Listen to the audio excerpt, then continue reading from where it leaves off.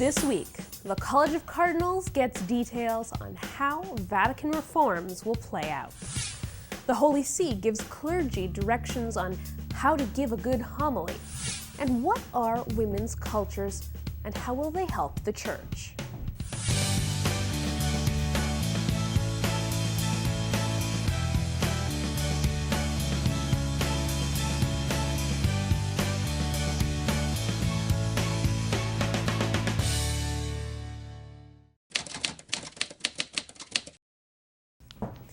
Hello and welcome to this edition of Vatican Connections. It's been a week of big meetings at the Vatican, so let's take a look and see what they were. One of the meetings that took place this week was that of the Commission for the Protection of Minors. Now, it was not their first meeting, but it was the first time all 17 members got a chance to meet. The commission, you'll recall, started out with 8 members and another 9 were appointed late last year. Cardinal Sean O'Malley and some of the members of the commission held a press conference to share what they've worked on so far. CNS has more.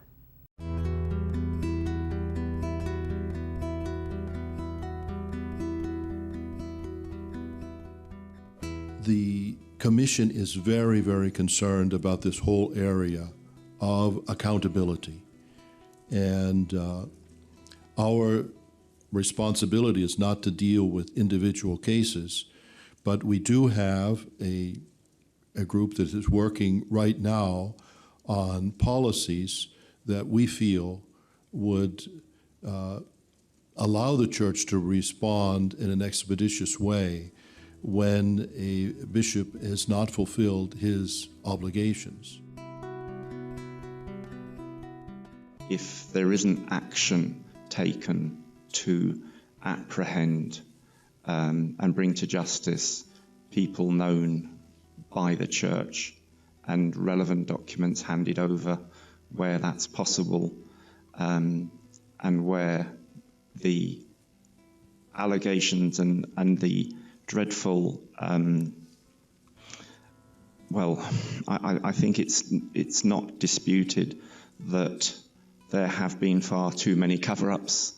There have been far too many clergy protected, moved from place to place. This has got to be consigned to history very, very quickly. And if in a year or two there isn't some firm action on those matters, then I don't think I'll be sitting here talking to you. So, as I say, we're not here for lip service. We're here to protect our children and our children's children. If we don't really, particularly in bishop accountability within the next year or within 2 years at least, if we don't have something solid in place, I don't know that I would want to remain on the commission. It's as he said, you probably wouldn't find him here. Well, I don't think you'd find me here either.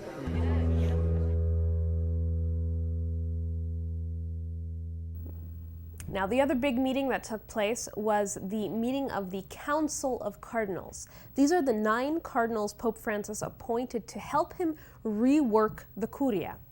During their 3-day meeting, they heard from Cardinal Gianfranco Ravasi of the Pontifical Council for Culture, and they talked to him about how possible changes could affect that dicastery.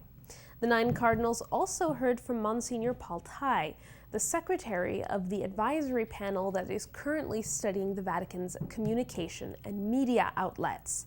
That panel is being led by Lord Chris Patten, the former chair of the BBC Trust. The cardinals heard about the panel's work so far and what they plan to look into next. Now, significantly, the cardinals gave their approval in principle to the line being taken by the Communication Advisory Panel. A final report with recommendations for those changes is expected around April. The consistory of the entire College of Cardinals also started this week with an address by Pope Francis and presentations from some of the key cardinals involved in the reform of the Curia. Now, we learned that there is a plan to create 2 super dicasteries, one for charity, justice, and peace, and another for laity, family, and life. The dicastery for charity, peace, and justice would include offices dealing with migrants and refugees, healthcare, and even safeguarding creation. CNS has more.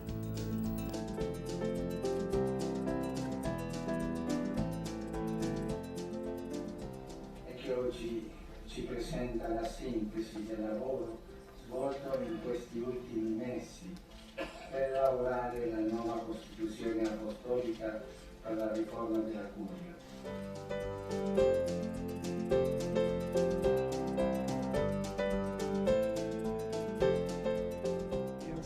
È la prima volta, è stato bene, per me è una forma di imparare anche a fare il lavoro come cardinale.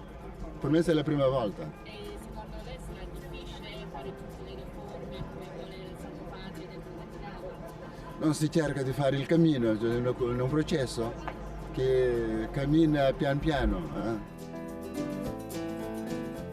Pues que es un colegio muy maduro y muy responsable. Muy bien. ¿Cómo se siente? Como cardenal, sí, vamos, todavía no soy cardenal. Yo estuve ya 4 veces en el siglo. ¿Y cómo se siente ahora? Muy bien, muy bien. La riforma non è fine a se stessa, ma un mezzo per dare una forza testimonianza cristiana, per favorire una più efficace evangelizzazione, per promuovere un più fecondo spirito ecumenico, per incoraggiare un dialogo più costruttivo con tutti.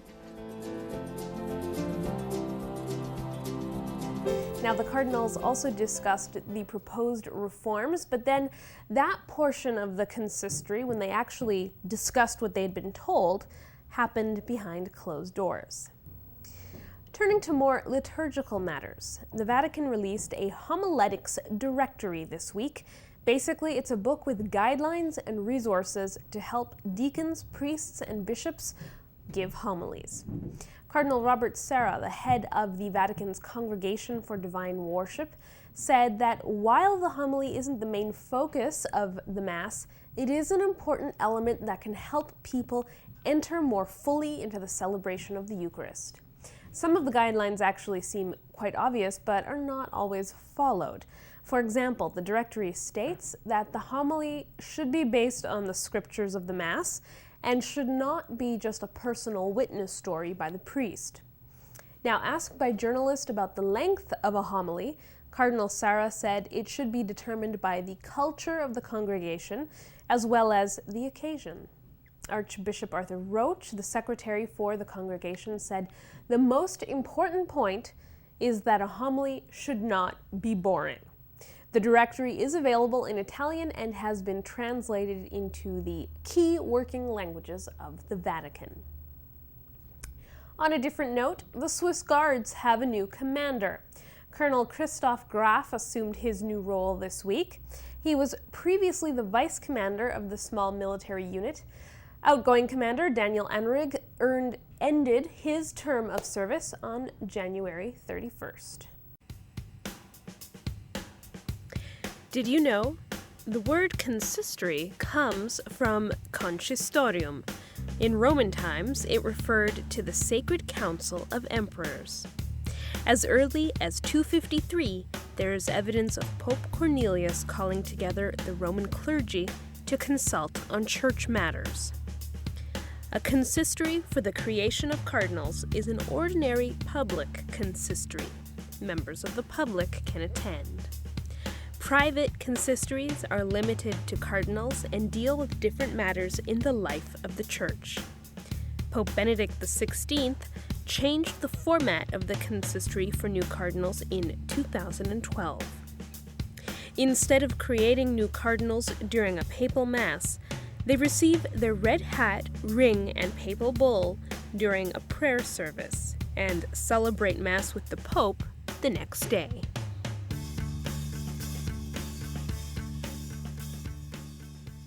At its annual general meeting, members of the Council for Culture examined a document, a study that they had commissioned on women's culture. The document was put together by a group of mostly Italian women exploring the idea of women living between equality and difference. Those women presented their findings to the General Assembly, which included Archbishop Paul André Durocher of Gatineau, Quebec, who now joins us via Skype. Archbishop, you heard firsthand from the women who put together this document on women's cultures. What are some of the key themes that their study highlights? I think the highlight was actually the process itself. The fact that this plenary, were about 60 members who are meeting together for 2.5 days, and the fact that the discussions, each of the discussions was opened and led by 2 or 3 women, was itself quite fascinating. My understanding is that this was the first time that rather than have long speeches, the process was more focused on exchange between the members themselves. So for each of the 4 themes that we studied, there was, say, about a 10 to 15-minute presentation by 2 or 3 women, as I was saying, followed by a lot of time for simple discussion among the members and then feedback from the women who were leading the discussion. So I think for me that was what was most interesting because it allowed for voices from different parts of the world, from different spheres also, to be heard. The discussion was quite rich.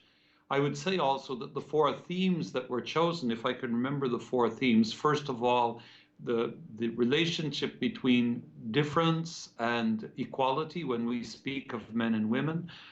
Secondly, the idea of generativity as a symbolic key to reflect on women in the world. Third, women's bodies seen in today's cultures, and specifically we looked at art and sport and human trafficking. And finally, new modes of collaboration within the church between men and women. So each of those 4 topics was quite, how can I say, enriching for me personally and for the whole assembly. Right. So the study was presented to the members of the Council for Culture really for reflection, and it's not a prescriptive document. But did it give you new insights on what Pope Francis means when he says that women need a greater space in the church? Or did it give you ideas about things you might do in your own archdiocese? Yeah, I would say, first of all, you have to remember what a Pontifical Council is. It's a place of reflection on issues, and it is meant to counsel, the Pope in his work. So it is not a decision-making body. It is a place where issues are explored and discussed. 2 years ago, the theme was on youth cultures. And so again, it was a place where people can reflect on what is going on with youth and the dialogue between the church and youth today. And so this was the same kind of, how can you say, dynamic that was present in this discussion. So my expectations were not that decisions would be taken, but that the members themselves would contribute to each other's reflection and deepen the Pontifical Council's reflection on this issue. What do I take for myself? I think as I say, the process itself was very important, and I think for me as a bishop, it invites me to make sure that there's a lot of place for women's voices to be heard within my diocese in whatever sphere of activity we are involved in. It also invites me to be more attentive to the whole reality, the reality, the cultural reality, and the diversity of those realities of women within the world. I tend to see things from a very North American perspective. This experience allowed me to see the reality from many other perspectives. It was quite fascinating, for example, that the Archbishop of Beirut in Lebanon would often speak about the reality of women in the Muslim world, which brings about a whole other perspective. And so it invites me to be much more attentive to those multiple realities of women throughout the world. My last question for you. I understand this was your first time participating in the plenary of the Council for Culture. Tell us about your experience with the Council so far. Well, the staff, it's a small staff. The Pontifical Council is a rather minor organization within the whole Vatican Curia. It certainly endeavors to do many different projects. Cardinal Ravasi is a man who is full of ideas and of energy. So I find that the projects that they undertake are quite fascinating and interesting. As a member of the plenary of the council, my understanding is that we only meet every second year for a few days to study a specific theme. The format that was followed this time was very rich. All the people who've been members before expressed their great satisfaction with this format, so I imagine it will be followed in the future. Of course, that's taking for granted that the Pontifical Council will continue to exist in its present format, and often reference was made to the restructuring of the Curia, in particular the reorganization of a number of the Pontifical Councils. So it's quite possible that this kind of event will not be repeated in the future, at least repeated in a quite different setting and format. So we're going to wait and see. But I felt myself privileged to be part of this discussion, particularly to have met people from the cultural worlds, universities from around the world. I personally, as a musician, I felt quite honored to be in the presence of one of the leading choral composers of the world, Arvo Pärt from Estonia. So just that experience of being with these people and spending time discussing with them was quite an honor for me. My conviction is that this kind of dialogue around the question of, not just the question, it's broader than the question, the whole reality of women in our world and in the church, this conversation needs to continue and needs to be deepened throughout the church, I think, in all areas. And so I hope to see this as the first of many similar efforts in our church. Wonderful. Thank you so much, Archbishop.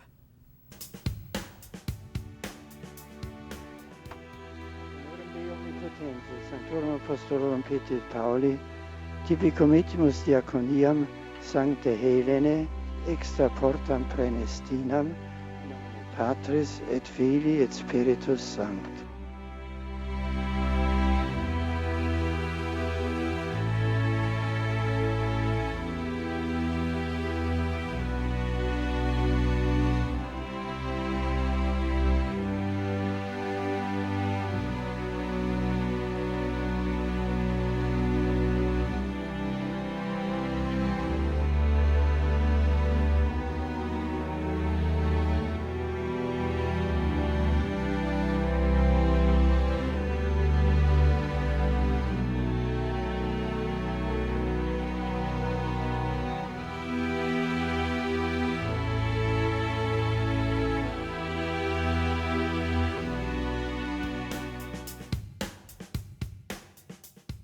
Let's see what else was on the papal agenda this week. Over the weekend, Pope Francis met with members of the Pontifical Council for the Laity as they wrapped their annual general meeting. He said people need God just as much in big cities as they do anywhere else, and Christians are called to bring God's love to people they meet everywhere. The Pope added, quote, "It seems that every city, even the most prosperous and well-organized, has the ability to generate a dark anti-city. It seems that along with citizens, there are non-citizens, people who are invisible, materially poor, and lacking the warmth of other people, who live in non-places, who live in non-relationships. But anywhere there are human beings, God is present and at work, and the Church has to help lay people be civic evangelizers." Then, speaking to the Pontifical Council for Culture, Pope Francis said, "Women are not guests in the Church, they are full participants." As we mentioned, the Council undertook a study on women's culture, and Pope Francis said their study was very close to his heart, and it is urgent to find new methods and criteria to make sure women don't feel like guests in the Church. Now, one critique of the Council's study was that the members are all men and the document is not a binding text, but some of those members said the report prompted them to start thinking about how they give space to women in their own diocese. And of course, Wednesday was the general audience. CNS has more on the Pope's catechesis this week. Una società di figli che non onorano i genitori è una società senza onore. Quando non si onora i genitori, si perde il proprio onore. È una società destinata a riempirsi di giovani aridi e avidi, però anche una società avara di generazioni che non ama circondarsi di figli, che li considera soprattutto una preoccupazione, un peso, un rischio e una società di pressa. Pensiamo a tante società che conosciamo qui in Europa. Sono società di presse, perché non vogliono i figli, non hanno i figli. Il livello di nascita non arriva all'1%. Perché? Ognuno di noi la pensi e risponda. Se una famiglia generosa di figli, viene guardata come se fosse un peso, c'è qualcosa che non va.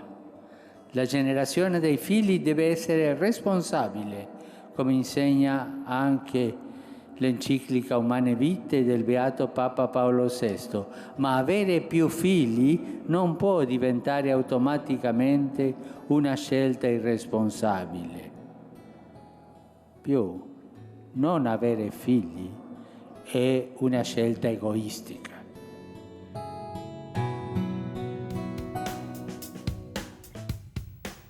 Let's look at who has a new job this week. German Bishop Franz Peter Thebarts van Elst has been appointed delegate for catechesis at the Pontifical Council for the new evangelization. Bishop van Elst, you'll remember, was removed from his role as Bishop of Limburg, Germany last March, after it was revealed that he spent 40 million euros renovating his residence. The renos included extravagant touches like an ornamental aquarium, bronze window frames, and a designer bathtub. Now, some might interpret this new job as a reward, but don't be confused. He's being given a job for which he is qualified in a place where he won't be required to make decisions involving money. And Father Fernando Chica Arellano of Spain has been named the Holy See's representative to the United Nations Food and Agriculture Organizations. Vatican Connections is interactive. We answer your questions and explain things you want to know. You can reach us on Twitter at VatiConnections or by email at info@saltandlighttv.org. We'll try our best to answer your questions during this part of our show. Well, that's it for this edition of Vatican Connections. Join us again next time for a look at the consistory for new cardinals and the start of Lent. As always, you can follow us on Twitter or Facebook, or check our blog for regular updates and watch us on demand on Roku. From everyone here, thanks for watching and see you next time.